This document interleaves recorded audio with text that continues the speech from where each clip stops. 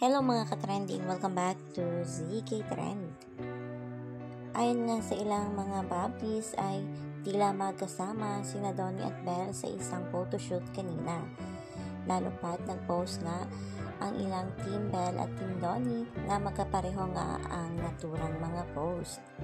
At konfirmado na nga na magkasama nga itong ating Don Belle sa isang photoshoot dahil makikita nga ito sa isang video na magkasama sina Donnie at Belle na nag-surprise birthday sa road manager ni Belle na si Miss Jerson Raven. At ang photoshoot na ito ni na Donnie at Belle ay panibagong blessings nga sa dalawa. At syempre, kung ano man ito ay talaga namang excited na ang lahat ng mga bablis.